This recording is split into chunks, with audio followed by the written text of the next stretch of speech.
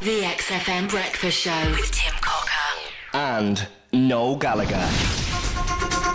Good morning, it's Monday with the XFM Manchester Breakfast Show. That's me, Tim Cocker, that's him, Jim Bob. Morning. And co-hosting the XFM Breakfast Show, and joining me now, Noel Gallagher. Good morning. It does not get any better than this. Well, Noel, actually, firstly, this sounds like a terrible way to start a little chat with you, but am I saying your name right? Is it Noel Gallagher? Because your dad accosted me and Jimbo at the Etihad and said we're saying the name wrong and it should be Gallagher. Well, it is, really, but not if you're from Manchester. Gallagher, innit? Have you been to City this season, actually? When was up there last for the derby? Are you bothered that they're not able to crack this European nut? Not really. I think I've been up there for Champions League games and there is a certain negative energy. The fans booing the anthem and stuff like that. I think a lot of them feel we're being hamstrung by UEFA. But I look at it this way. Arsenal have been in that competition for 15, 16 years and never won it. You know, Chelsea have only won it once. And I wouldn't want us to win it now anyway. Do you know what I mean? Yeah. We won the league in 2 years and it was kind of, once we won it, we were just like, oh, was that it? Oh, so you're kind of saying it's something else to go for? Yeah, we need some epic failures. We waltzed the league for, 2 out of 3 years, and it's just like, come on, man, we need something to get our teeth into here. I have a theory, Noel, that it's much more fun to support a rubbish football team, because when you support a rubbish football team, you don't expect anything. And when they win, it's such an amazing feeling. But when you've got a successful team, you don't get those heady highs as much, because you're kind of expecting victories. Well, let me just burst that little bubble through there, because I supported a rubbish football team for 40 years, and let me tell you something, when Aguero scores that goal, it's all wiped out in an instant. Give me the Man City of the last 4 years than the Man City of the previous 37, any day of the week. You mentioned the recent Premier League victory, and we had Johnny Marr on the show recently, and he said, what he said was he blamed you for him acting out of character with the pitch invasion. He said, that's not the sort of thing I do, but Noel cajoled me into it. Is that an accurate Johnny? Well, we were kind of sat in the seats, and there's some guy come up and said, do you want to come down onto the pitch? And I said, what? Of course. I did say to him, mate, we've got to go and get involved. And he was like, what? And I said, come on, we've got to go and get involved. Kind of dragged him onto the pitch, but yeah, he loved it. Does that still give you a buzz? I mean, you've stood on stage singing your songs in front of thousands and thousands of people. Does that still give you a buzz being on the City pitch with the players and celebrating the title? I've got to say, just before they went out to collect the trophy, we were talking to Vinnie Company. I just said to him, for a laugh, gives you an armband. Had the captain's armband, and he took it off and he gave it to me, and he made me wear it on the pitch. And as I'm walking around the pitch, kind of thinking, I don't know if it's ever going to get any better than this. How can it possibly get any better than this? This is unbelievable.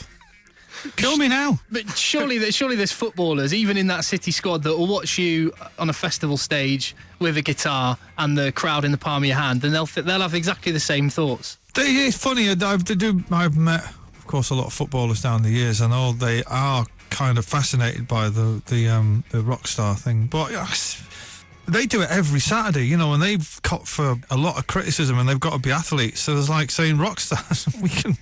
I can function on 2 bottles of champagne. That's not a problem for me. You can't take a throw-in on 2 bottles of champagne. You'd fall over your own shoelaces. What are you talking about? I think that's why they really like it. They're just like, oh, God, all that booze. I'm like, I know. And it's free. And people love you for it. The more drunk you are, the better people like you. I'm Tim Cocker, joined by Noel Gallagher this morning. Thank you very much. Thank you, Noel. We just heard Johnny Marr and Dynamo, and Johnny Marr, featured on your latest album, which is a massively exciting little collaboration. What was that like? It was great. I'd initially tried to get him on the last record to play on What a Life. There's a bit in the middle, in the solo bit, where there's like a kind of a funky guitar, which is me trying to play like him. And he couldn't do it because he was doing some at the time. And so, funnily enough, I had kind of said to him, will you come and play on this track? And he said, yeah. And I said, do you want me to send you a CD? And he said, no, I'll just react to it on the day. And it was amazing to watch him kind of play along to a song he'd never heard before in his life. And he's such an amazing artist. And wow. We're one of my oldest friends, though, do you know what I mean? And what's really annoying about him is he's still only 18 months older than I am, which is a disgrace. What? Yeah, exactly. He's like Benjamin Button. How can that? Give us your passport. Show me your passport. We had a good laugh, though. It was great to see him. Really great.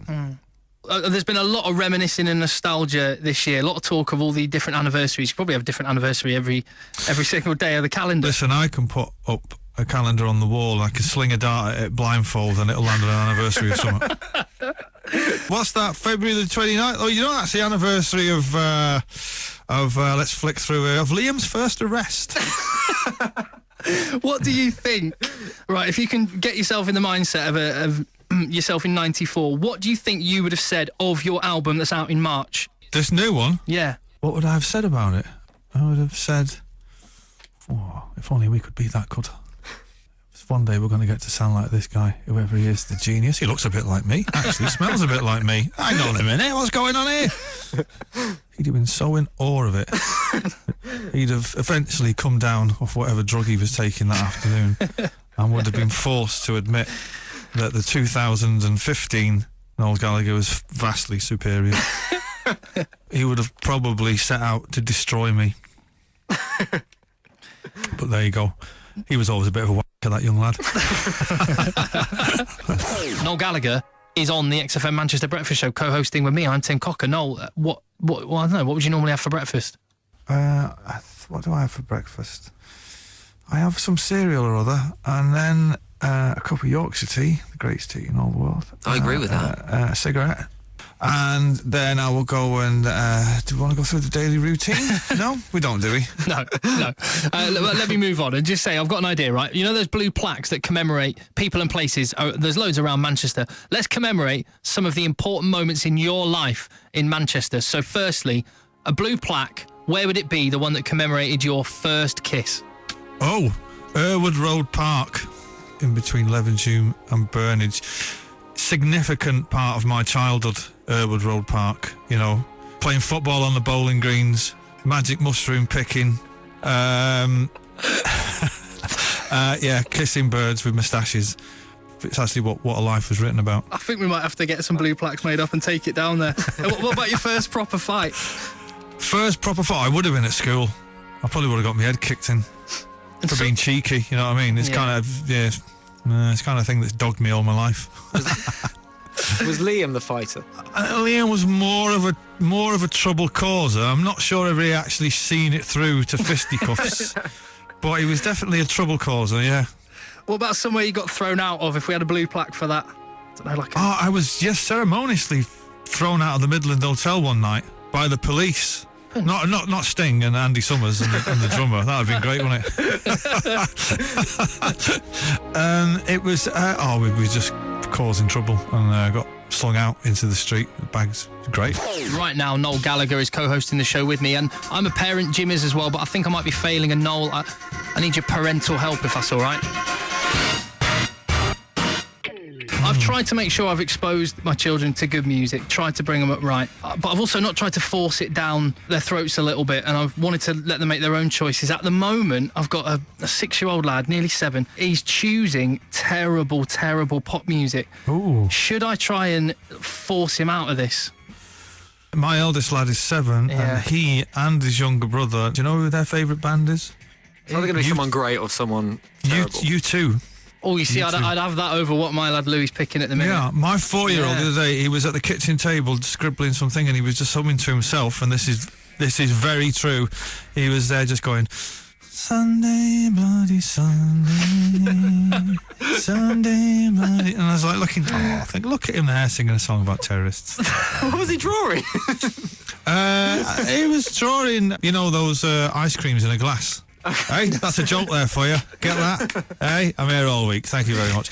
But in the case of your kids, you've got to let them make their own mistakes, really. And then what you do is you just put on, you know, Noel Gallagher's I'm Flying Birds, the debut album, and say, oh yeah, Ed Sheeran, Ginger Tompkins, you think he's good, do you? Do you think he's good?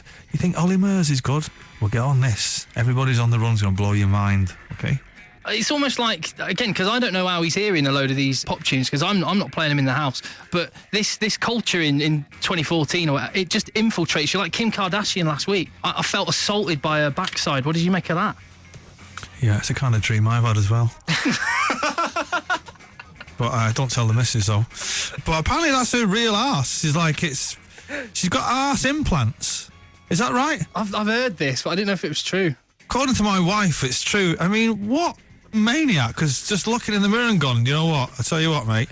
Stick a bit more in there, will you? For saying that, she's married to Kanye West, who is insane. But it just makes me despair sometimes looking at stuff like that. You can't let it get you down, son. You know what I mean? Just put on one of my records. I'm learning that from this chat, Noel. That's the answer to everything. Noel Gallagher's High Flying Birds is the answer. It's not the answer, but it's kind of a good place to start. The XFM Breakfast Show with Tim Cocker and Noel Gallagher. XFM. So we've covered off Kim Kardashian and her backside. We've covered off what you used to do with girls in Erwood Park as a youth. We've covered off City, but we haven't covered off yet the big one, Desert Island Bisques. That's something we ask everybody that comes on, so you're no different, Noel. So you've heard of Desert Island Discs, where you pick music, but... I'm actually doing that in a few weeks. Oh, I want to hear that. Brilliant. It'll be a come down after this one. Desert Island Bisques. As most things will be. If you're stranded on a desert island, you can have one biscuit for the rest of your days. Which do you go with? Oh, just one? Well, not one individual one biscuit, one type of biscuit. Oh. Just to give you some background, your brother went for the United biscuit.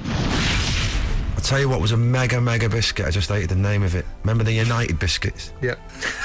Remember them? Yeah. It was called United and it was a blue and white wrapper. Do you know what? The United biscuit is a lost classic. A lost classic. Like, you know, the Mint Club biscuits. Well, they're still... I'm not choosing that. I'm not choosing that. Okay. Hang on a minute. I was just putting that out there. Hang on a minute. Don't hassle me here. This is... Take your time. I'm gonna. The United biscuit. That's done me head in. What a snack. I don't really eat biscuits. Oh. The Mikado biscuits are good. Kimberly biscuits. Yeah. A box of those. One biscuit lasts you 4 months. Takes you 4 months to get rid of it. Unbelievable. Kimberly. You're on. It's down. It's written in. It's in ink. She was my favourite Girls Aloud as well, any Kimberly. Wasn't she? What a woman. Don't you think? She's a beautiful woman. She's a beauty. Good lips. Yes, indeed. Noel Gallagher co-hosting the XFM Breakfast Show, and some listener questions for you, Noel. First one from George Antrobus, who says, come on then, Noel, you go-to curry. I used to be man enough for... I actually was out with Manny the other night up in Manchester. Manny, bless him, still does the Vindaloo. Yeah, we were in some place in Heaton Moor. He does the Vindaloo. A fish curry's always good for me. Madras is good, and a jalfrezi. Manny does a Vindaloo, bless him. Fair play. Was his forehead sweating? Amongst other things. Are you with bread or rice with that? Oh, rice. Can't be doing with naan bread. Yeah, I mean, it depends how hungover you are, I suppose. Funny thing happened outside the restaurant, though. We sat down and a crowd of kids had gathered, and we kind of went outside to do a photograph. Yeah, watching us have a curry, and about 11 or 12 kids, and we went outside to we'll do a photograph, and the owner said, do a photograph and I'll get off. And I was kind of stood there, and this girl's going, oh my God, and I heard her whisper to her mate, who is it?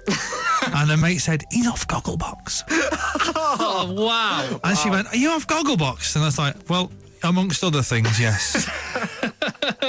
But yeah, the Madras. I'm going to go for a Madras. Nice. Tom Leach says, right, it's the end of the world. You can pick the last song for everyone to hear. What would you go for? Wow, this is such a bizarre question. I like how seriously you take it. I like The End by The Doors, the long version, 11.5 minutes.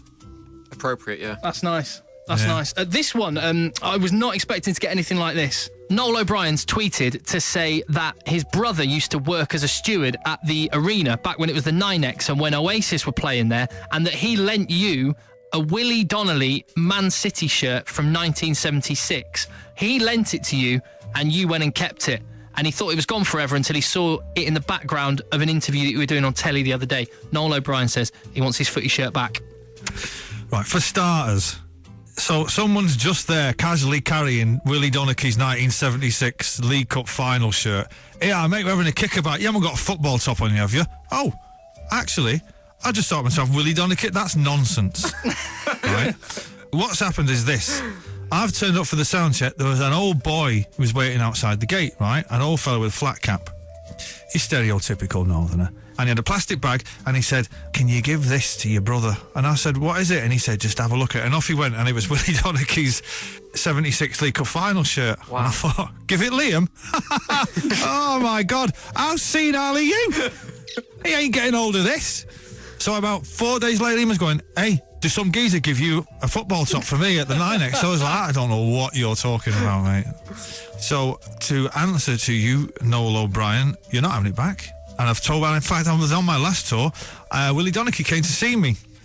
And I told him the same as I'll tell you. You're not having it back either. It belongs to me now. XFM. Now, I have heard rumours of Glastonbury headliners next year being you and Foo Fighters. Noel Gallagher's High Flying Foo Fighters. Noel Gallagher's High Flying Foo Fighters. Foo Fighters. Do you know what? Hang on a minute. Let me write that down. I like that. I like it. Me singing, Dave Grohl playing the drums. Would we play? Well, listen, I'm available that weekend at Glastonbury. I've deliberately left my diary open. So, you know, if you're listening, Mr. Evis, which I know you're an avid listener of XFM Manchester, give us a call. It won't cost you much money. Although I don't want to do the Sunday. That's rubbish. Friday or Saturday. Preferably the Saturday. I will do the Friday but Sunday. Nah, not for me. Why don't we just say, let's get Foo Fighters in on the Friday, you can do the Saturday, and then who would you have the Sunday to complete that little holy trinity? So Foo Fighters Friday, me on the Saturday. Sunday is usually someone a bit, all right. It's a bit weird, but all right, you know. Maybe Russell Band reading from his ludicrous revolutionary tome. Hey, that's about to clear a field, isn't it? I'll get everybody off home, wouldn't it? It would. We are going to have to let you get off now, Noel, but listen, thanks so much for your time on XFM. It's been cracking, mate. Thanks a lot. Right, nice one, lads. See you in a bit. The XFM Breakfast Show with Tim Cocker And Noel Gallagher.